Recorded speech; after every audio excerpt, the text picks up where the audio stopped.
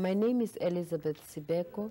I am the Pan-Africanist Congress Women and Labour Coordinator in the United States, and I'm based at the Observer Mission of the PAC to the United Nations.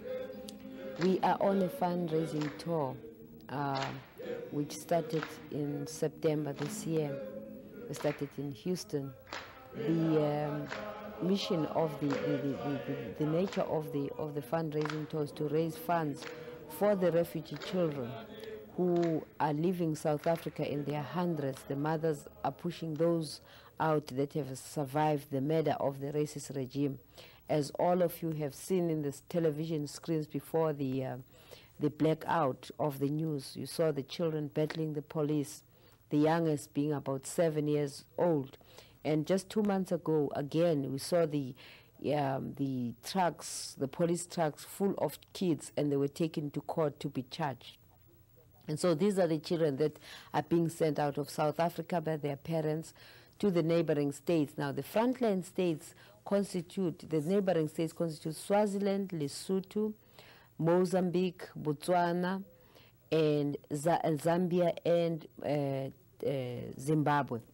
And this is where the mothers push their children to safety. And these children are frightened children who do not know anybody on the other side outside South Africa. And so we in the liberation movements receive them and take them. The PAC has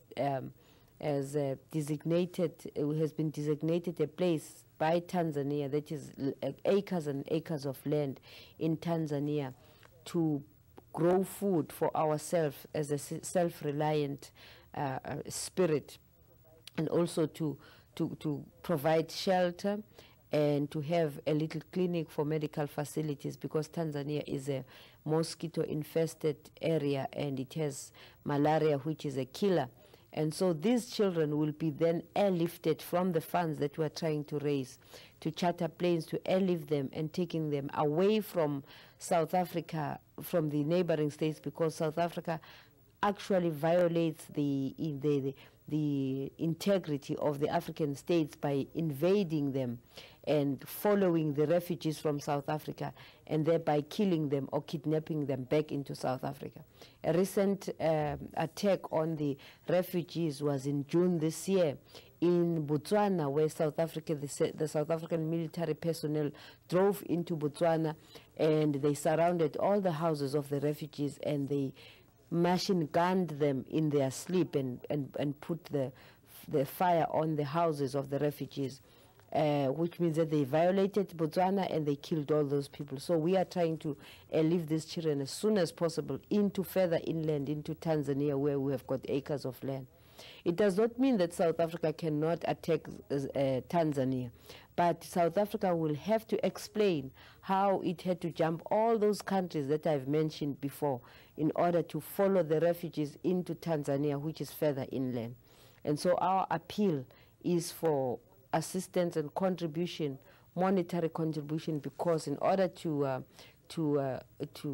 charter these planes, you have to have money up front to get these children in further inland. And also our second appeal is for material aid. We're appealing for clothing, because these children, when they leave, when you have to run out of South Africa, you don't have to take your suitcase because you're suspicious. And because there's a state of war and the children are out, some of them have bullet wounds, pellets in their bodies, they run out of South Africa. And these children have to be taken to hospital in these neighboring states. In 1976, we had quite a number of children who came out with bullet wounds from the uprising of the students against the racist regime. And we had to ask some of the independent African states to perform surgery to remove the bullets. And we are also inheriting the same thing, even worse at this time, because the kids are out there and fighting the police. And so they're coming with these medical problems. And so we need also medicines that will help us with our building of the clinic and the medical facilities that we need. And we need clothing. The clothing that we are asking for at this moment, we are appealing for jeans and sneakers, and we are appealing also for warm-up suits, that is the jogging suits for both men and women, and we are appealing for underwear, and specifically we are appealing for jeans because jeans can be used by both men and women. They are a unisex garment, and also they are durable. They can be worn for a very long time in the type of conditions that the refugees find themselves. And so these are some of the appeals that we are making. But lastly, the message that came with our tour was to tell the people that you have seen in the television screens and you have seen people who purport to speak for us, that the message of our people struggling is not for civil rights, nor is it for reforms, but it is for what I said earlier, for self-determination and national liberation. And this is what we are bringing with us, and we'll be here up to the end of this month, but we are coming back for the Black History Month in February, the first 2 weeks in February.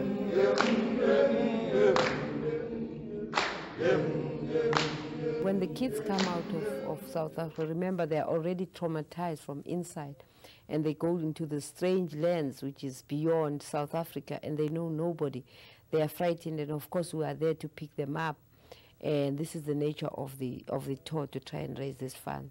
And we take them further inland into Tanzania. But there are problems in reaching the land that we have been given. The road that leads from the capital, that is Dar es Salaam, into Ruvu, where we have the acres and acres of beautiful land to raise food. In order to get into that land, get into the land, we have to go through this road, which is very inaccessible. We've had people trying to help us because they say that it has to be, it's a special road that needs a special building, and they call it an all-weather road. And during the times when it rains, nobody can be on that road using any amount of, or any type of truck or vehicle, try and reach the people in there, and so that you will find that many people have nearly lost their lives because the cars overturn. And so in the middle of the road, I myself was there trying this year to go there. In the middle of the road, we had to stop, and the tractor, we have only one tractor, the tractor had to meet us and pull us through in order to get to the place where we are. And then of course we find the buildings which are where the accommodation is not very of a good nature, and you find that we don't have window panes, which means that they had boarded up the windows with planks and aluminium, and there were a couple of people who were sick inside. Already I've said that, you know, Tanzania is infested with mosquitoes, which means that it's a malaria area. And so that even the fresh air in those shelters that we have are not enough. Then again, the kids that will have to come in there, they'll have to be rehabilitated, and then of course arrangements have to be made to take them to school, because remember, they're just 7-year-olds and they can do nothing but to go back to school. And so we are looking forward also for those who are sympathetic and those who can suggest scholarships that can cater for the kids to take them to boarding school in and around Tanzania or other African states who are prepared to have them in the boarding schools, and to bring their educational standard up to college standard as they grow. Then we have also the water system there.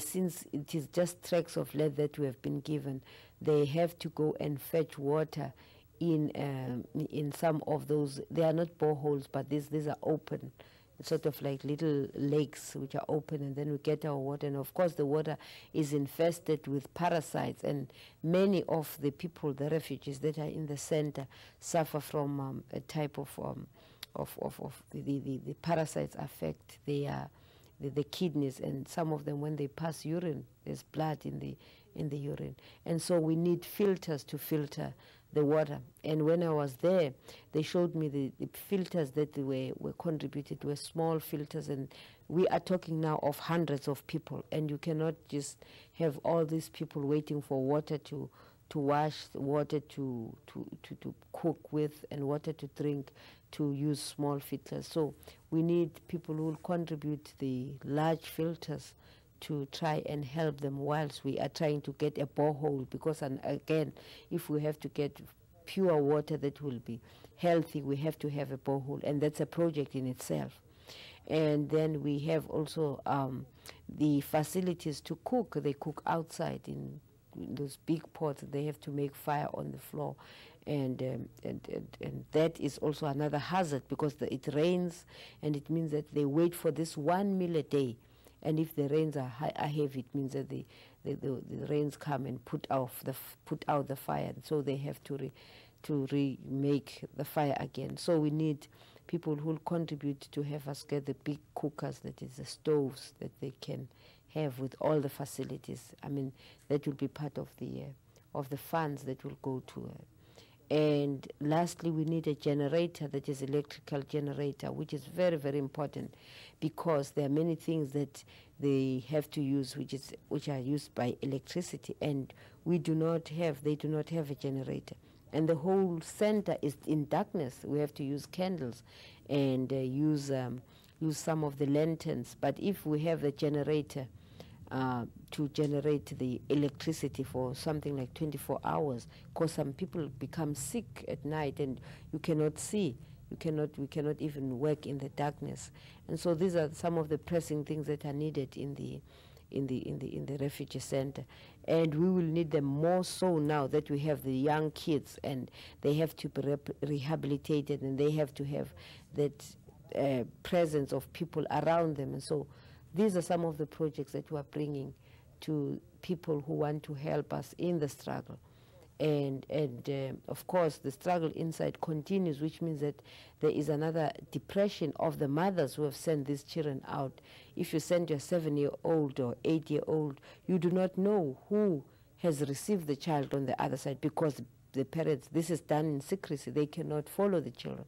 And so again, you have another burden inside of depressed mothers who do not even know where to write to, where the children are, and we cannot communicate with them, because the minute you communicate, they are arrested, and God knows what happens when they go to prison.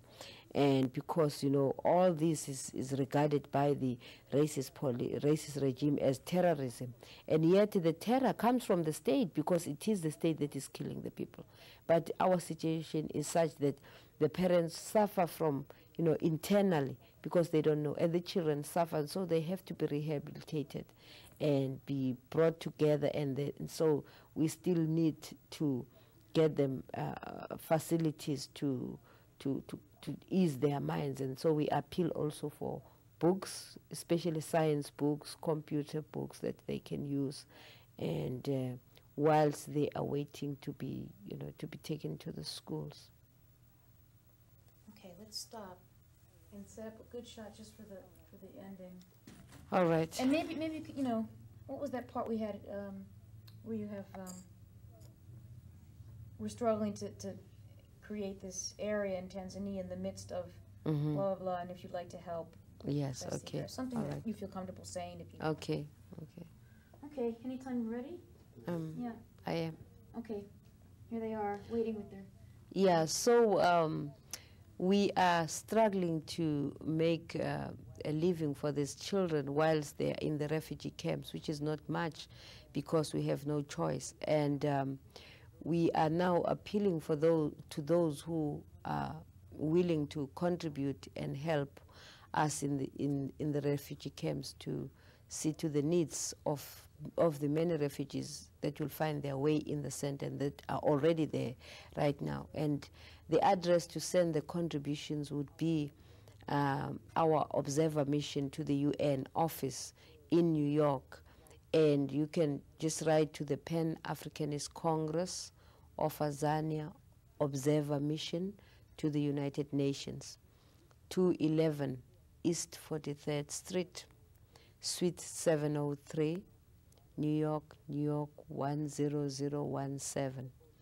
And the telephone number would be area code 212-986-7378.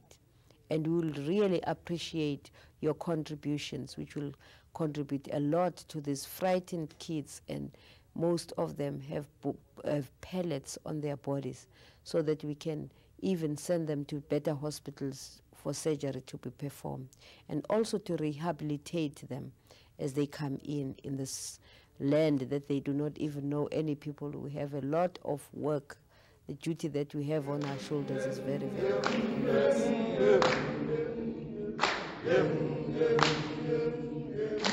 Whilst the organization says, okay, we men and women are equal, they don't mean that they'll have to drag women and say that now because you're equal you have to come and participate. We have to, as women, be out there. Since the organization has a policy on that, we have to inform ourselves. We have to start discussing. We have to read, because in the PAC it's an offense actually against the organization if you do not read to inform yourself of what is happening and read books that pertain to other struggles and also the world as a whole.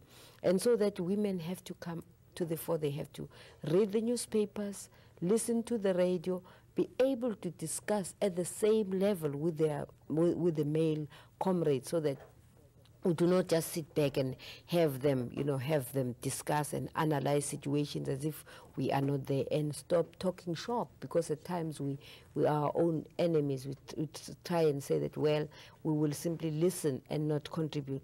But I'm glad to say that in the PAC we've had a seminar that took place about 4 or 5 years ago, and that was to strengthen the women, and they have their own projects, and in these projects they speak out and what the needs are. And I also want to explain that the fact that we have a women's wing in the PAC does not mean that it's an entity outside the party. It is part of it. And it doesn't mean that women are a particular concern. It means that women have got those peculiar needs. For instance, they have babies. Many of them have got kids. And they have to address themselves. We have to address ourselves that when they have to go to school, to further their education, what will happen to the kids. And this is part of the party program, but that how will they adjust, and that, you know, the kids will have to be taken care of, because they are actually children of the revolution. They grow up, and so that they themselves will have to participate like their mothers and participate in the overall struggle, so that we have those needs. And also women have, for instance, we're trying to set up a women's research center.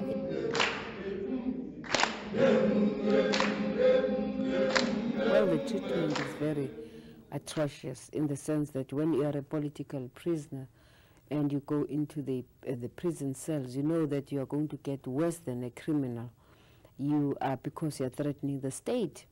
And so you find people, women I've talked to, who had been made to stand on ice blocks, and you know that a piece of ice, even if you take it out of the refrigerator, you can't keep it for long in your hand.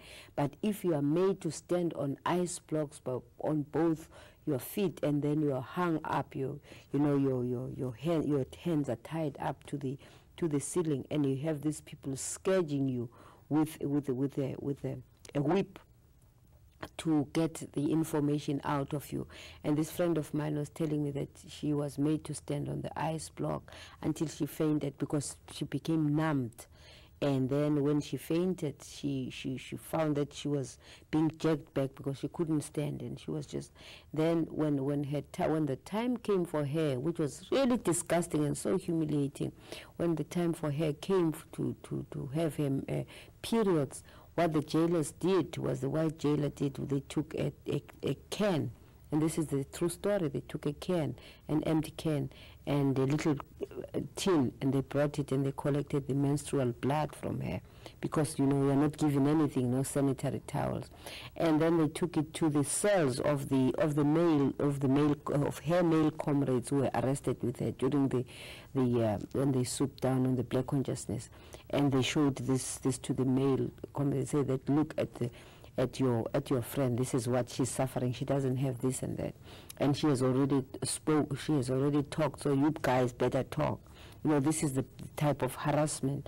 But that's nothing. There are other people whose nails have been removed from their fingers, and that's the most painful thing, in order to get information.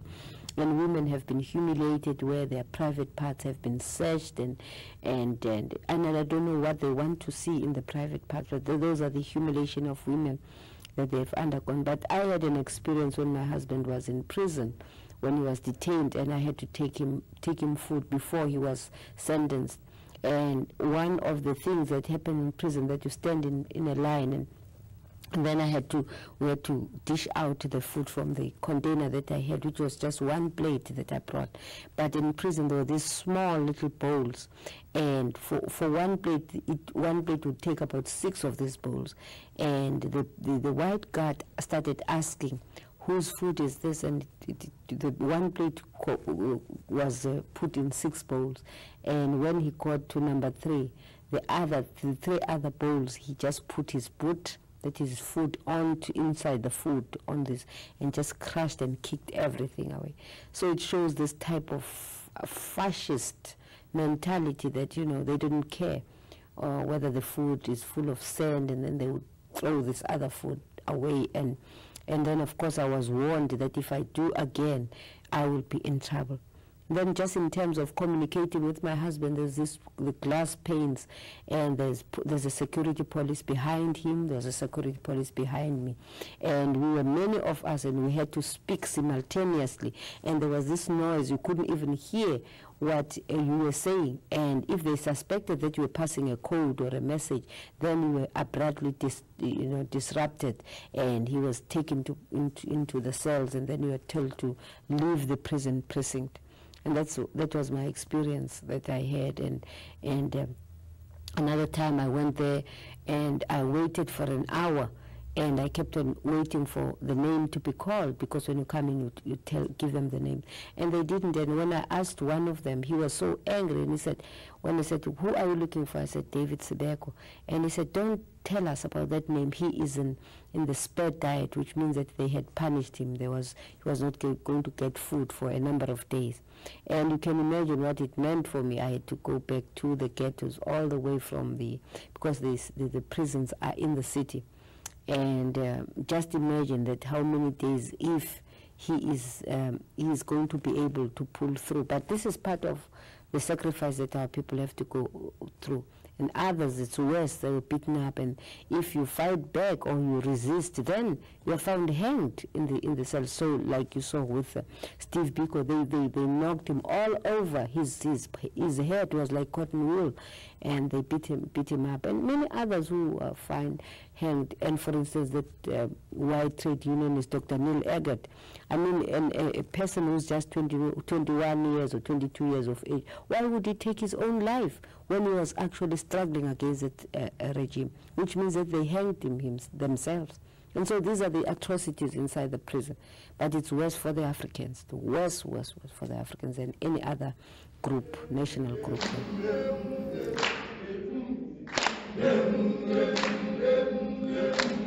The homelands, as I said, that it's they are designated to appease the world that, well, we have been here for 300 years, the whites that dominate us, and so we are living side by side with the blacks, but we know what is good for the blacks. We are going to give them these dry, barren homelands so that they can have some sort of independence. And of course, we are glad that the world has rejected that. You know, as a shame, it has been rejected. Even this country, who's always on the side of South Africa, when they voted against the homeland policy, she also voted, so we know that they have been condemned. And so these are actually reservations where the soil cannot bring out anything, you cannot grow anything, which is called food. The racist regime itself in South Africa had sent soil experts some time ago to go and look at the soil in these homelands, and they found that the soil was condemned. Themselves came out with that, but still our people are uprooted. Now, when people say that there are millions, we have about 12 millions or 12 plus millions of our people in these black Bantustans, people say that, well, maybe they like to go there, as if, like, I'm going to Iowa, or I'm going to Indiana, let's go there. It's not like that. These people are whole families that are uprooted by force by the racist regime, which means that the places that they live in are designated now to be occupied by whites or for development, and they are uprooted by force, which means that they just come and they give you a warning of maybe a month, and if you have not moved, they come with the bulldozers and they bulldoze your house down, and then you are only left with those little belongings, which means your pots, your pans, the bed linen, and you have your children, and that's all that you can take with you because the government sent trucks to remove you, and then you are taken according to the past, what the past designates you to be as in a tribal affiliation or ethnicity.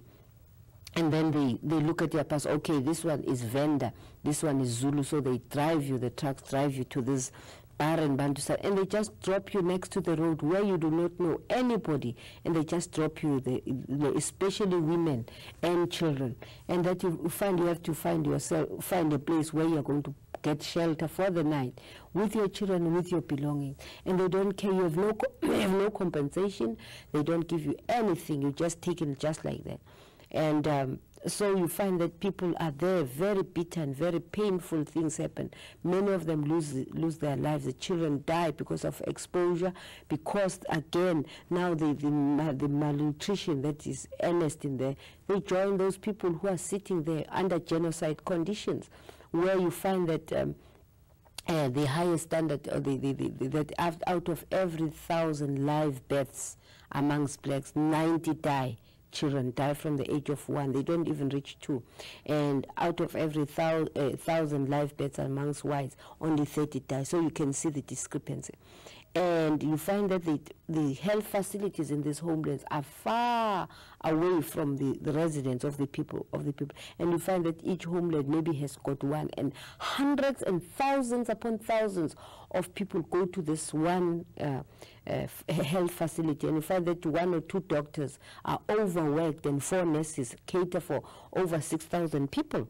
And so if you are lucky to reach there and your child sees a doctor after 3 days or 72 hours, you are lucky your child is attended. But other people, the children die when they are in the line trying to see the doctor. And so you can see how our people, they are put there to die slowly.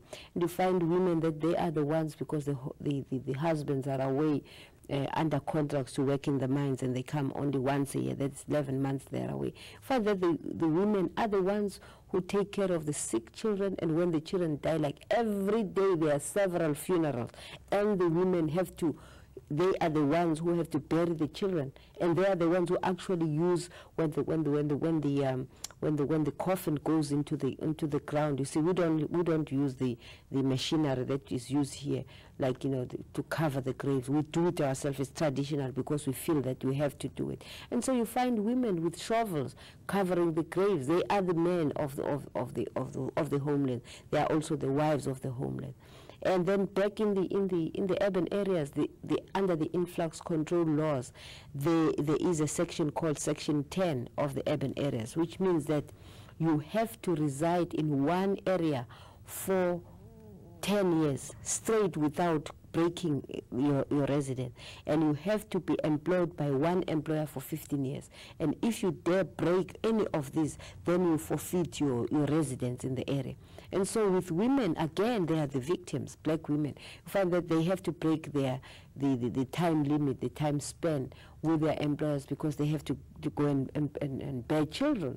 And so by the time they go back, because the blacks are usually domestic workers at home, the black women, and when they go back to their employers, they find that since this is the most exploiting job, you find that they have already got somebody. If you can afford to give somebody $30 a month, then you can have so many servants. And so the job market there is poor in terms of selling your labor, because everybody is an unskilled labor, and so many people are looking for jobs. And you find that your employer says, "I'm sorry, you have been away." They don't care whether this was, you know, you had to go and bear a child.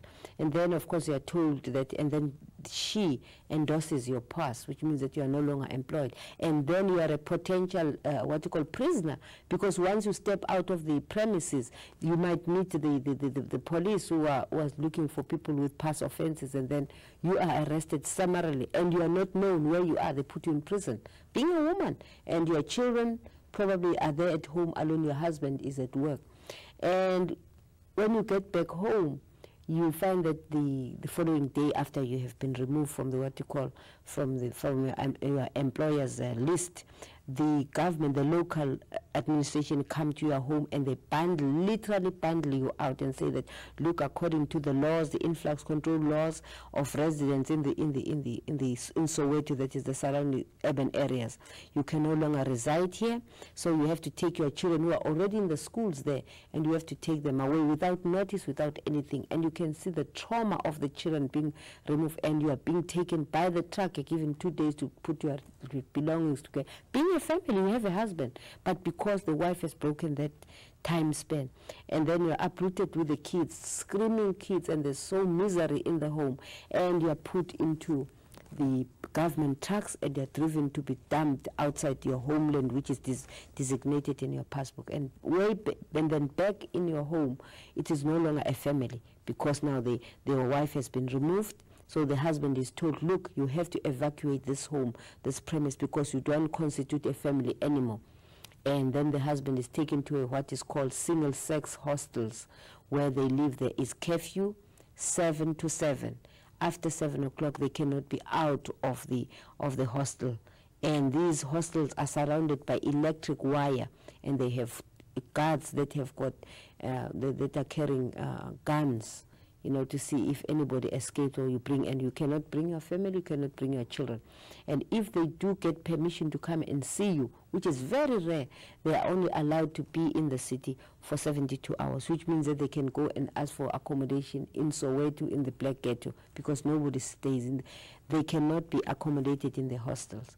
And it's very rare that the parents, the children, because they don't have money in the first place, so that the men also are having this problem, the pain of being separated from the children and their wives, and they do not know what is happening back in the ghettos. And so you see the splitting up of families and the resistance and pain that it brings with it. And so when people speak of Bantustan, all those people have been forced to go and live there. And you find that in the Eastern Cape and the Western Cape, the women, because the way the children were dying every day, and they knew that their husbands were in Cape Town, so they decided to come together as a block of women to help each other with, well, how much do we have? $1? Okay, you have $3, and they brought together and they hired trucks to take them to Cape Town.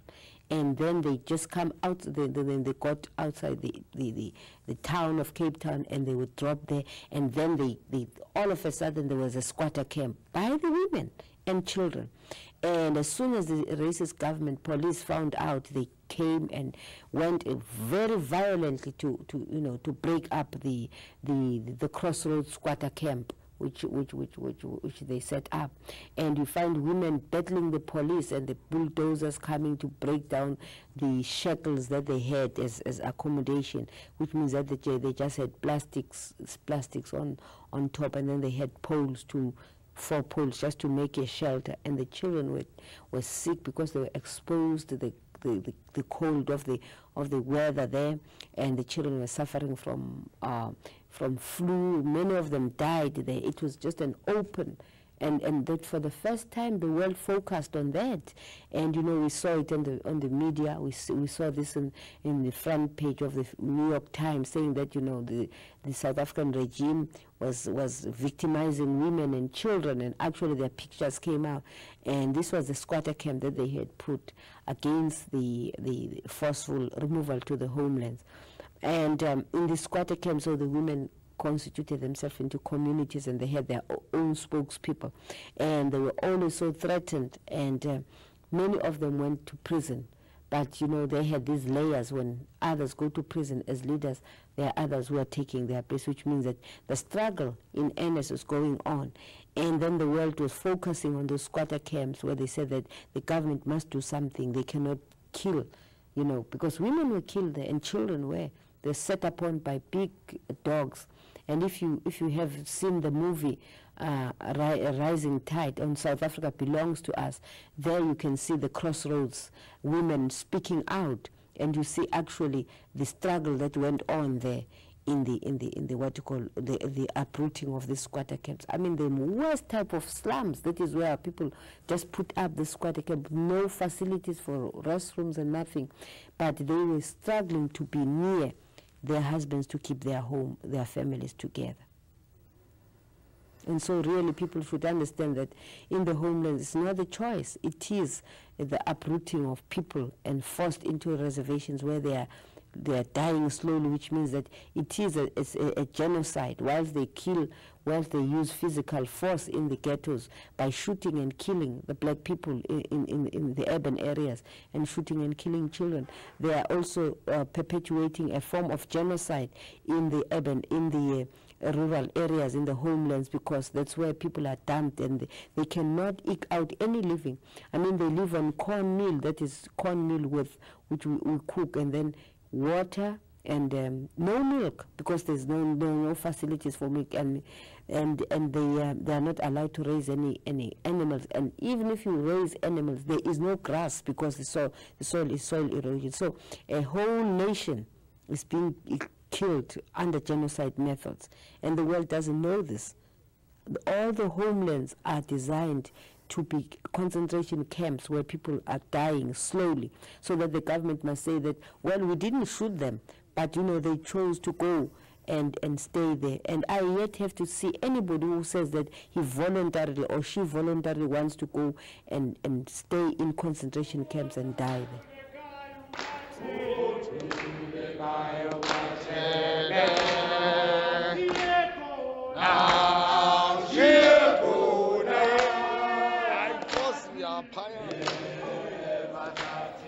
Well, I will speak for the PAC. As a liberation movement, first and foremost, I must say that we have internationally, we are recognized by the Organization of African Unity.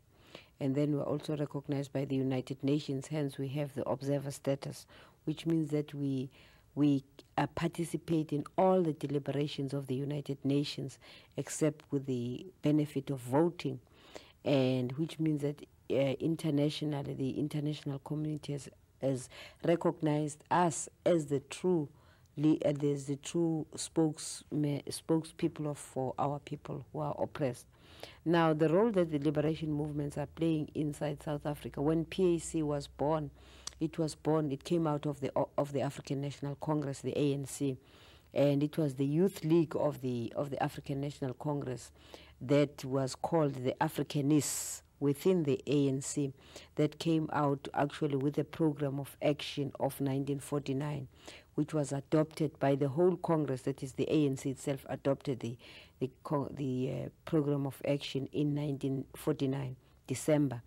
And one of the objectives of the program of action was that the mandate says that we have to fight for self-determination and national liberation, which means that self-determination is actually an inalienable right of all nations to choose their type of government in their own country.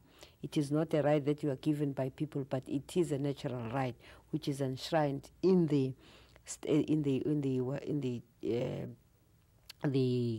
documents of the United Nations, which means the Charter of the United Nations.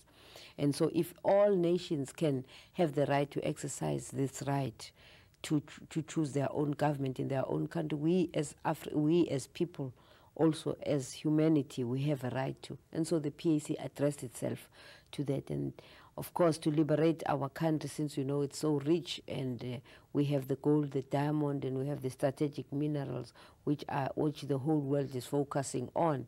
It won't just be a changing of hands on saying that, well, we know that we colonized you in 1652, and so now our Christian hearts say that we were wrong, take your land back with all the resources. We know that blood has already been spilled for this, and that our people have been dispossessed and oppressed and humiliated and dehumanized and exploited ruthlessly for the resources in our country. And so the liberation movements address themselves to the national mandate, which is liberating the whole country. Looking at it on both sides. If you look at it in terms of the Western democracy type of government, of parliamentary democracy, and you look at it in terms of the Eastern type of democracy, we are in the majority. We are 29 million of us. Whittle, you add, you subtract, you multiply, you divide. We still are in the majority. And the dominant force, the invading force that came in 1652 in the form of white people in South Africa, 4.5 million. I mean, even if you ask a kid and ask, how come that 4.5 million are in 87% of the most fertile land and 29 million are in 13% of the land, and ask a child, and you can draw little boxes and say, well, this box is so big, can it go into the 13%? And then this box is so small, can it go into the 87%? And the child will you'll actually change the smaller and bring it to the 13% and take the larger 29 and put it in the 87%. So that is how the land robbery came about and the subjugation of our people. And that is where the struggle has always been there. The African people have always struggled also so that they could rule themselves in their own country like all other nations. And we say to people who are supporting our struggle, who are anti-imperialists, who are anti-colonialists, who are anti-apartheid, which is a form of colonialism because we were invaded in 1652. We say that if they are anti-oppression, they're anti-dispossession of people's lands, and they support the United Nations Charter, which governs all nations, we say then that they have to support our stand because we are also we are also under we are as a nation supposed to be respected by the Charter of the United Nations. So we yet have to exercise the right of self-determination in our country. And that is why the PAC says that we are looking towards a non-racial Azania, which means that the color of the men's or woman's skin will matter less in a new Azania. And that is why we talk of one race, the human race, from which we all belong. Because we feel that if we are bringing into the new Azania multiracialism, which means all these nationalities, we are still looking at them exclusively, and that, you know, if you look at them exclusively, it means that we have to cater to them, to their needs, which are exclusive to everybody else. We are bringing again into Azania another type of apartheid, a multiplied, which is probably what the term connotes to say that it's apartheid multiplied, multiracialism.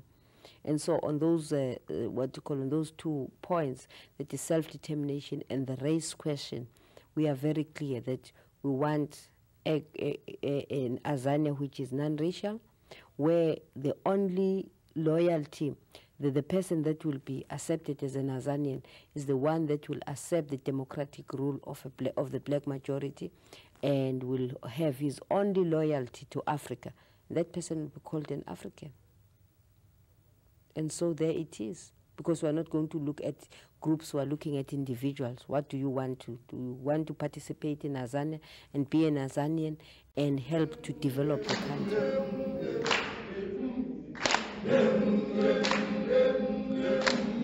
Well, the level of struggle really, it is a distinctive, you know, it is a very peculiar type of struggle where you find the kids, and the youngest is now about 7 years old, and the very youngest that has been killed by the police was a 1-month baby who was killed. And I'm sure many others are killed because the mothers are constantly carrying them on their backs, and when the police fire, so many of them who have not reached the headlines. So that you find that in the struggling, the children that are struggling are the youngest, as I say, is 7 years old. They are the ones who are battling the police. We saw in 1976, for the first time, the kids coming out against the education system as rallying around that issue as part of the liberation struggle, which is enshrined actually in the 1949 program of action, which I told you that it was adopted by the Senior Congress, and it was the document of the Youth League, the Africanists within the African National Congress. And later, when the PAC was formed, we used the 1949 program of action because it is a program that is addressing itself to the condition, to the objective of the struggle in our country. And also it is a multi-frontal program, which means that it involves the youth, the churches, the community organization, the trade unions, the liberation movements themselves, and the school children, which means that it is a multi-frontal in that way. And that is why you see our people always rally around an issue. The students in 1976, they rallied around the Afrikaans language, which they didn't want to be used as a medium of instruction. And you find again that the trade unions were rallying around, you know, the betterment of pay in their jobs, and also in the conditions and the bargaining of the trade unions. That is part of the multi-frontal of the program of action. And then today you find that the people are rallying around the rents, you know, paying of rents. That is not an isolated, it's not an isolated thing, it's part of the systematic unfolding program of action. But under these repressive conditions, what do people actually use to fight back? And that's the amazing thing to try and picture. Okay, we were still talking about the kids, that they are out there fighting. Now, the children, as you see them on TV, they are fighting, they're using bottles and stones and whatever they get at their disposal. And even the parents, of course, they are part of the struggle. That is why we look at it as a people's war. But then the secrecy of South Africa, I mean, the declaration of the state of emergency meant that they were no longer fighting with bottles and stones, that some firepower was also coming from the other side. And because South Africa cannot explain to the world why the state of emergency, to control the people.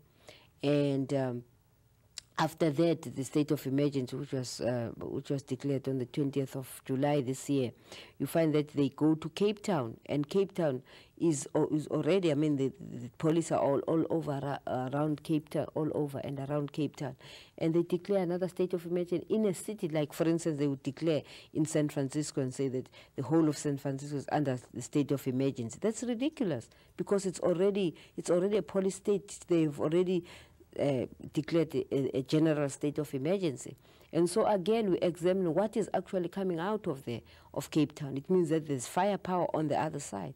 And then just a few weeks ago, there was the blackout, the news blackout, where they even threatened and even injured some of the international foreign journalists in South Africa, which means that South Africa is the repression and actually the atrocities, mutilation of bodies can no longer reach the television screens. And also this has been geared to dampen the spirit of supporting the struggle of the oppressed inside by the American people and by many other countries, where the nationals of those countries are rising up and saying to their governments, do something about the situation in South Africa.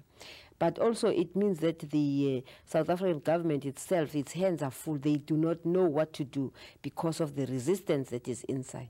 And our people, like I say, that in terms of loss of lives, it can never be bought by any amount of money, billions, trillions that can be offered. It can never. Our people are going for the whole thing, that is for self-determination and national liberation, which is what everybody is enjoying in the world today. And in South Africa, the liberation of the black person, the black man, will mean the liberation of the whites who are oppressing us, because they are the worst oppressed. Every time they walk, there is fear, especially at this time, where each home has an arsenal of weapons to defend itself. And it's a very tragic state of affairs, because whilst every white home is an arsenal of weapons to defend itself against the black invasion, which they imagine black people will simply come into the suburbs and kill them, they have black servants. It is really a contradictory state of affairs, because you find that whilst they've armed themselves like that, they have a black nanny who looks after the children, they have a black cook, they have a cleaner woman who's black, they have a washer woman who's black, and they have a garden boy who is an adult, actually is addressed as a garden boy. So it means that they have all these 5 black people working for each and every home in South Africa. Now, how sure are they that the children who are being killed in the ghettos, the children who are battling the police are not are not children of these very same people. You see, now they are in constant fear, because I am sure they discuss these things and say that, what do? We are trapped in this situation. We have to have the servants coming to work for us, but also our own government, which we elect as whites in South Africa, are killing the children of these very same people. And so we're in danger, and so they're in that dilemma, and they have to sleep with guns under their pillows. And we say that the freedom of the African who is in the majority, who is in his country, and who is indigenous to that land, the freedom of the African majority to bring a democratic type of government in Azania will be the freedom of the white person, because for the first time the white people are going to throw away their guns, except, you know, just to license them to those. Probably it will be part of the laws of the new state to say that those who want guns to protect themselves like any other homes. But the guns, those rifles, those automatic rifles which we see in the film, The Rising Tide, you know, it shows them, the whites in South Africa, going into the shooting clubs to perfect their target shooting, because this is going to be directed to the black people. They will for the first time throw away those guns, and everybody will be, for the first time, say, I am resting now, my life is no longer threatened, and we'll be looking forward to develop the country as it's supposed to be. As you know, that South Africa is a very rich country. And so that is why you say in the piece, we will look towards a non-racial society where when those guns have been thrown away, and that fear, and people address themselves as individuals, accepting the rule, the democratic rule of the black majority, and calling themselves, having one loyalty to Africa, not people who are going to have dual citizenship, one loyalty to Africa. They will be called Africans and are welcome in that society which we are going to build. But before then, the story is a bad one, because right now, you know, blood is flowing, and it's flowing on one side, and there is tremendous struggle. But we know that finally the African people are going to get their land back, and everybody who wants to self-determination to be practiced and exercised will be part of that nation in Azania.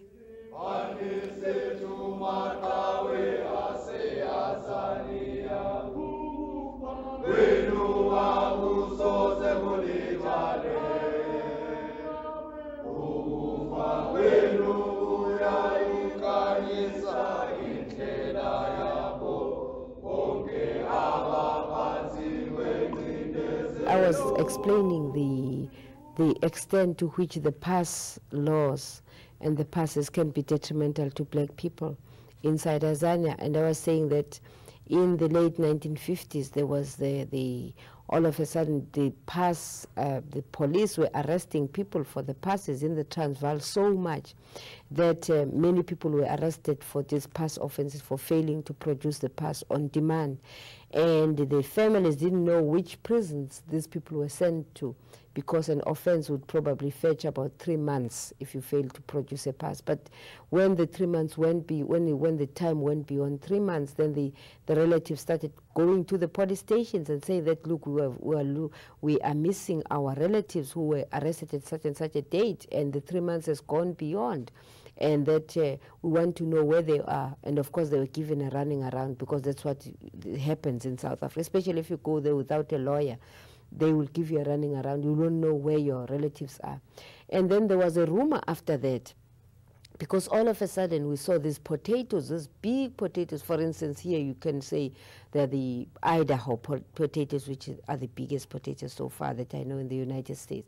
And these big potatoes were being sold for a bag of potatoes, which would be, you know, sold for $2 or $1.50, an equivalent of $1.50. Now people were buying these potatoes, they were all over. And they came from a little town called Bethal in the Transvaal. And then after that, there was a rumor that these potatoes were actually being grown through the fertilizers that came from the prisoners who disappeared, were arrested for past offenses. And then there was this running off, you know, all over. We started saying that we have to boycott these potatoes. And then a journalist, a black journalist, pretended he had no pass.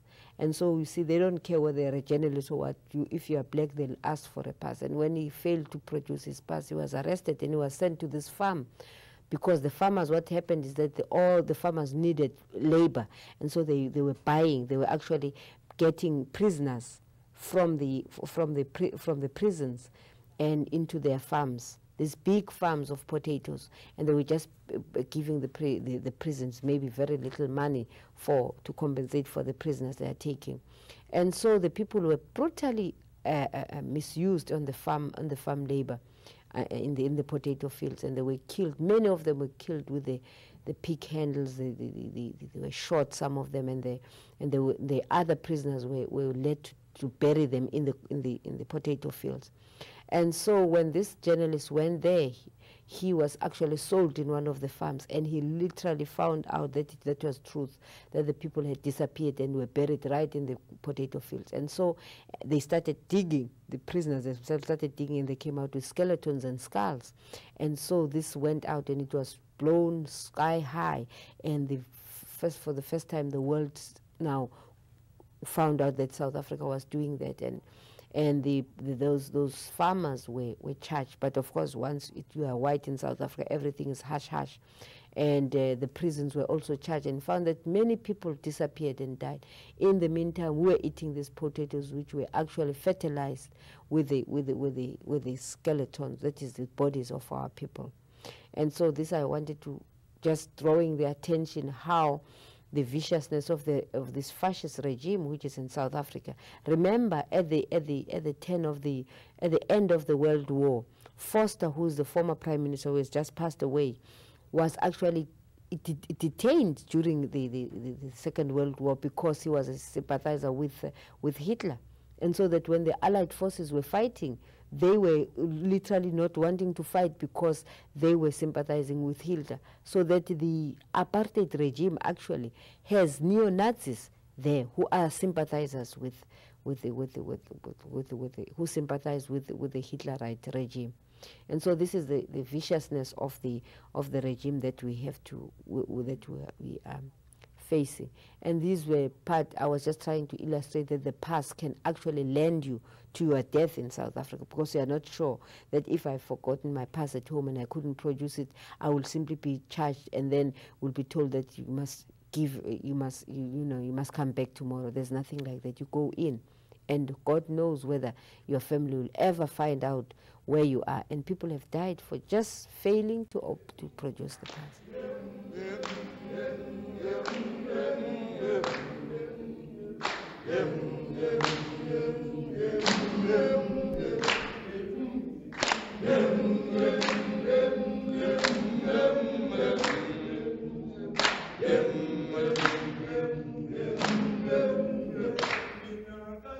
Vinakatano,